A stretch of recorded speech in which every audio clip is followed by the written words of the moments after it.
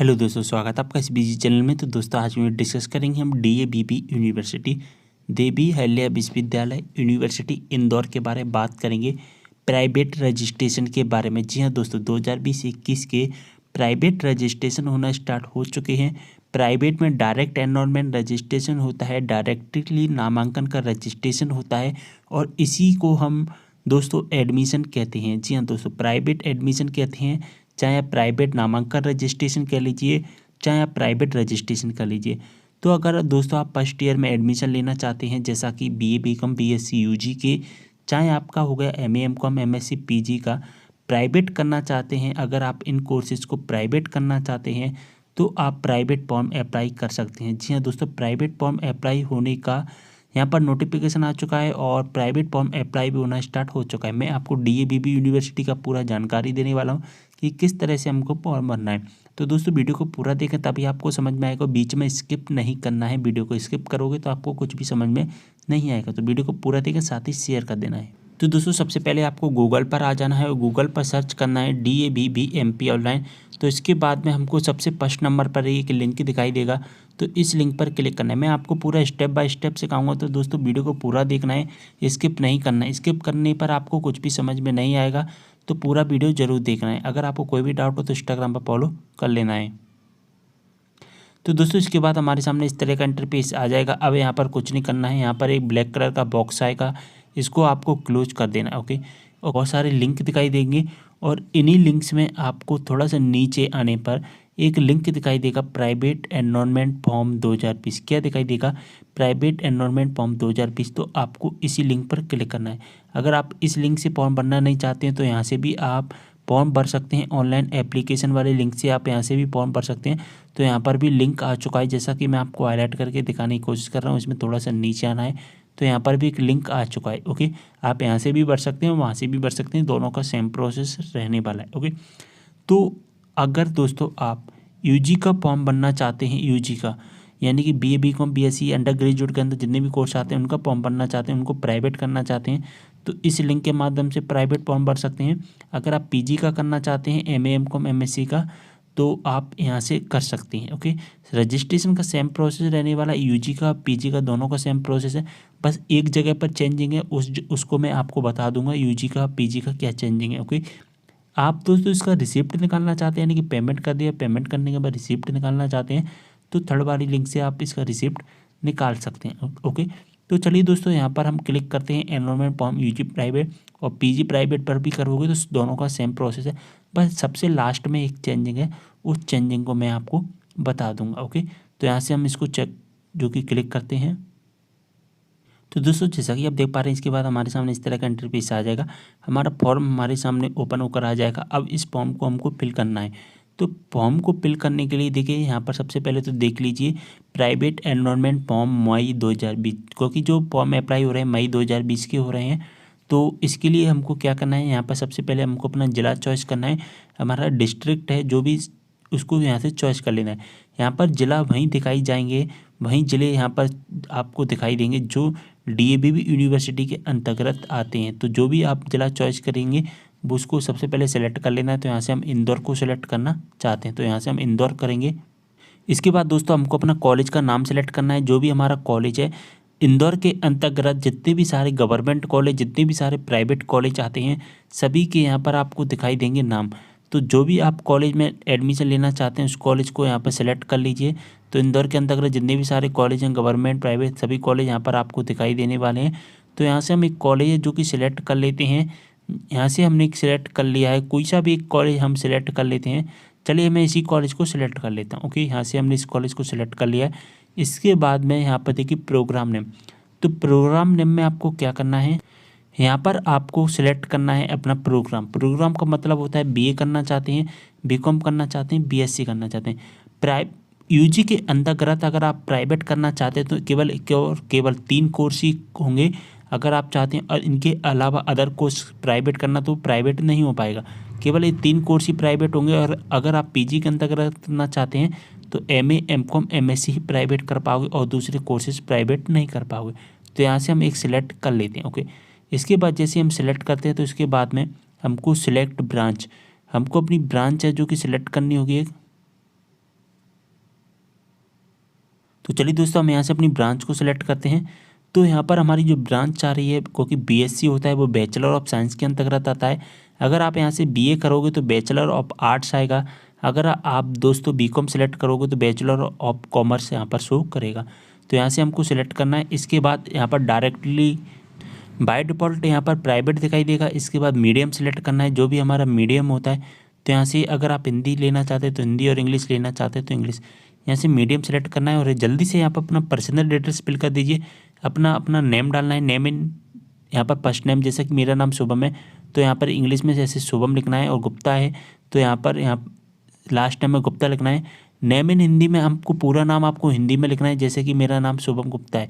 तो इस तरह से आपको हिंदी में अपना नाम लिखना है। इसके बाद आपको अपनी डेट ऑफ बर्थ डालनी है। डेट ऑफ बर्थ डालनी है 10th क्लास की मार्कशीट में जो डेट ऑफ बर्थ दी गई वो डालना है। आप जो फादर्स नेम डालना है, जो सारा डिटेल्स डालना है 10th क्लास की मार्कशीट के बेसिक पर डालना है। मदर्स नेम आपको डालना है। ओके, इसके बाद में यहाँ से मैरिटल स्टेटस में अगर आप मैरिड अनमैरिड है तो यहाँ से मैरिड अनमैरिड सेलेक्ट कर लेना है। ओके, इसके बाद नेशनलिटी में हमने इंडियन सेलेक्ट कर लिया है। कैटेगरी आपकी जो भी कैटेगरी होती है तो यहाँ से हमने यूआर सेलेक्ट कर लिया है, यानी कि यूआर का मतलब होता है अनरिजर्व्ड। ओके, यहाँ से हमको रिलीजियन सेलेक्ट करना है, तो जो भी आपका रिलीजियन होता है सेलेक्ट कर लीजिए, हिंदू मुस्लिम सिख ईसाई जो भी है। और जेंडर में मेल फीमेल जो भी है वो यहाँ से सिलेक्ट कर लीजिए। और एमपी डोमिसाइल, अगर एमपी डोमिसाइल इसका मतलब इसको ध्यान से समझ लीजिए, अगर आप एमपी के अंदर ही आप रहते हैं यानी कि आपके पास एमपी का डोमिसाइल है तो यहाँ से बाई करना है। अगर आपके पास एमपी का डोमिसाइल नहीं है यानी कि आप एमपी के बाहर रहते हैं तो यहाँ से आपको नो करना है। तो चलिए दोस्तों हम एमपी के अंदर ही रहते हैं। और इसके बाद में अगर आप सब कैटेगरी यानी कि माइनॉरिटी के अंतर्गत आते हैं, जैसे कि हमारा जैन हो गया, जैन समुदाय होता है वो माइनॉरिटी के अंतर्गत आता है। अगर आप हैंडीकैप्ड होकर आए यानी कि सब कैटेगरी है आपकी तो यहाँ से सिलेक्ट कर लीजिए, नहीं तो इस कॉलम को छोड़ देना है। ओके, इसके बाद में आपको नेक्स्ट करना है। चलिए दोस्तों मैं नेक्स्ट करता हूँ। तो दोस्तों इसके बाद में हमको अपना एड्रेस फिल करना होगा। यहाँ से हमारा जो भी एड्रेस है वो फिल कर दीजिए, जो भी आपका एड्रेस होता है वो फिल कर देना है आपके घर का। ओके, अगर आपका एड्रेस और परमानेंट एड्रेस दोनों सेम है यानी कि आप जहाँ पर रह रहे हैं और वो ही आपका परमानेंट एड्रेस है, तो यहाँ पर आपको क्लिक करोगे जब कॉपी टू परमानेंट एड्रेस पे, तो यहाँ पर पूरा डाटा आ जाएगा। अगर आपका जो एड्रेस यानी कि वर्तमान में आप प्रेजेंट में और कहीं रह रहे हैं और आपका परमानेंट एड्रेस और दूसरा है तो आपको यहाँ पर दोनों को अलग अलग फिल करना होगा।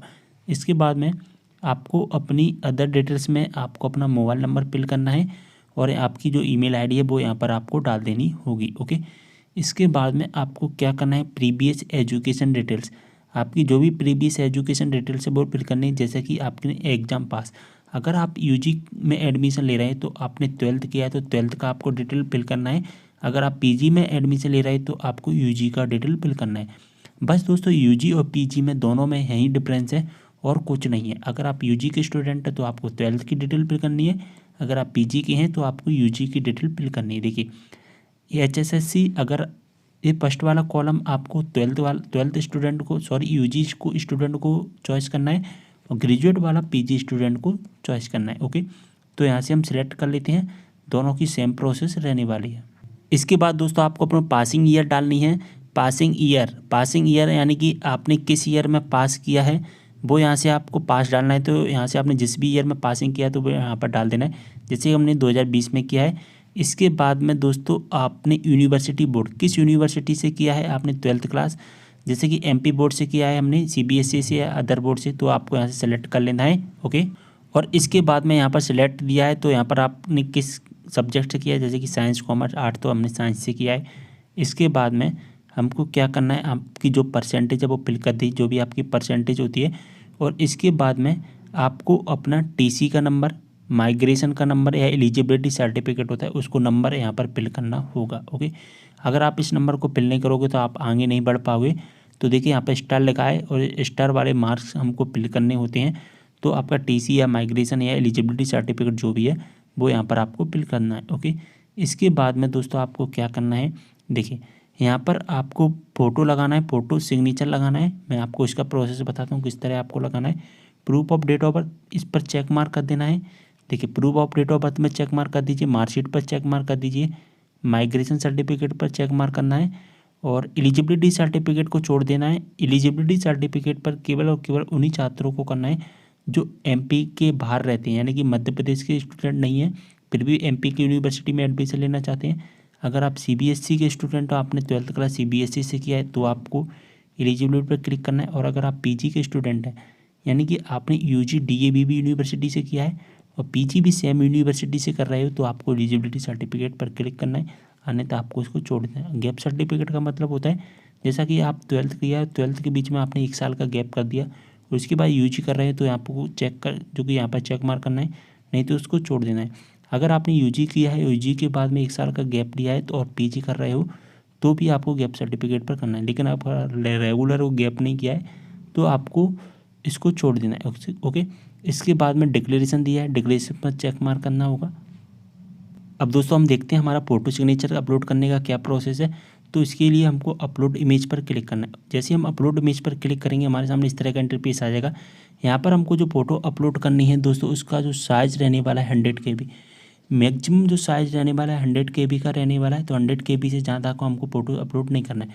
फ़ोटो किस तरह का अपलोड करना है, ऊपर फ़ोटो हो, फ़ोटो के नीचे सिग्नेचर होना चाहिए। ओके, तो एक मैं फ़ोटो आपको अपलोड करके दिखा देता हूँ। तो दोस्तों इस तरह का हमारे पास में फ़ोटो और सिग्नेचर हमको दिखाई देगा। हमारा फ़ोटो और सिग्नेचर एक ही प्रारूप में होना चाहिए। देखिए, सबसे पहले फ़ोटो होना चाहिए, उसी के जस्ट नीचे सिग्नेचर होना चाहिए, यानी कि एक फ़ोटो होना चाहिए और एक फ़ोटो में देखिए ऊपर फ़ोटो और सिग्नेचर, ऐसे आपको सेट करना है। ओके, इसके बाद में आपको क्या करना है, यहाँ से सबमिट कर देना होगा अपने फॉर्म को। एक बार और अच्छे से चेक कर लीजिए, एक बार गलती हो जाने पर आप इसको सही नहीं कर पाएंगे, फिर आपको यूनिवर्सिटी के चक्कर ही लगाने पड़ेंगे। तो इसलिए आपको सबमिट करने से पहले एक बार अच्छे से देख लेना है। तो यहाँ से हम सबमिट करते हैं। तो दोस्तों इसके बाद हमारे सामने इस तरह का इंटरफेस आ जाएगा। हमारा पूरा फॉर्म भर चुका है। देखिए, हमको अब कुछ नहीं करना है, इसका पेमेंट करना है। अब पेमेंट की बात आती है तो पेमेंट कितना करना है, देखिए अभी यहाँ पर लिखा है application is pending for approval bye college, यानी कि अभी हमारा पेंडिंग में है, अप्रूव नहीं किया गया है। अप्रूव कब होगा, जब हम इसका पेमेंट करके प्रिंट आउट निकाल के कॉलेज में सबमिट कर देंगे। इसके बाद जो एप्लीकेशन नंबर आया है दोस्तों, इस एप्लीकेशन नंबर को कहीं पर लिख कर रख लीजिए, क्योंकि फ्यूचर रेफरेंस में बहुत ज़्यादा काम आने वाला है। हमसे जो हमारा एडमिट कार्ड आएगा ना, वो इसी एप्लीकेशन नंबर से आप डाउनलोड कर पाएंगे। तो इसलिए एप्लीकेशन नंबर को लिख कर रख लीजिए। अगर हम फीस की बात करें तो 100 रुपये फीस, 40 रुपये का आपको पोर्टल चार्ज, इसलिए टोटल आपकी जो फीस होती है वो 140 रुपये आपको रजिस्ट्रेशन फीस सबमिट करनी होगी। ओके, अब पेमेंट करने के लिए आपको क्या करना है, सबसे नीचे आना है। देखिए, और सबसे नीचे आने के बाद यहाँ पर लिखा है प्रोसीड टू पेमेंट, तो प्रोसीड टू पेमेंट पर आपको क्लिक कर देना है। तो दोस्तों इसके बाद हमारे सामने इस तरह का इंटरफेस आ जाएगा। अब जिसके माध्यम से आप पेमेंट करना चाहते हैं, पेमेंट कर दीजिए। Net banking, debit credit card, IMPS, UPI या वॉलेट, जिसके माध्यम से आप पेमेंट करना चाहते हैं 140 रुपये का आपको पेमेंट कर देना होगा। तो चलिए दोस्तों हम पेमेंट कर देते हैं। तो दोस्तों पेमेंट होने के बाद हमारे सामने इस तरह का इंटरफेस आ जाएगा। यहाँ पर हमारा एप्लीकेशन नंबर आ चुका है, payment status, payment mode, channel ID, channel जो कि ट्रांजैक्शन ID और पेमेंट हमने कब किया वो सारा डिटेल्स हमको दिखाई देगा। हमारा QR कोड भी हमारे सामने आ जाएगा। ओके, अब आप इसमें कोई भी चेंज नहीं कर पाएंगे। अब आपको क्या करना है, डायरेक्टली सबसे नीचे आना है और इसका प्रिंट आउट निकाल लेना है। और इसका प्रिंट आउट निकाल करके आपको अपने इसके कॉलेज में जा करके सबमिट करना है। कहाँ पर सबमिट करना है, इसको कॉलेज में जा करके इसको सबमिट कर दीजिए। और सबमिट होने के बाद में आपको कुछ भी नहीं करना है। ओके, तो उम्मीद कर रहा हूँ सारी जानकारी समझ में आ गई होगी। और कोई भी दोस्तों डाउट होता है आपको तो कमेंट करें, मैं आपकी प्रॉब्लम को सॉल्व करने की कोशिश करूँगा। और उम्मीद करता हूँ सारी जानकारी आपको DABP यूनिवर्सिटी प्राइवेट रजिस्ट्रेशन से संबंधित आपको समझ में आई होगी। तो शेयर कर दें वीडियो को और इंस्टाग्राम पर फॉलो कर लीजिए। जो भी आपके डाउट हो मैसेज द्वारा इंस्टाग्राम पूछ सकते हैं। तो दोस्तों वीडियो को यहीं पर करते समय मिल देना इस वीडियो के साथ, तब तक के लिए बाय।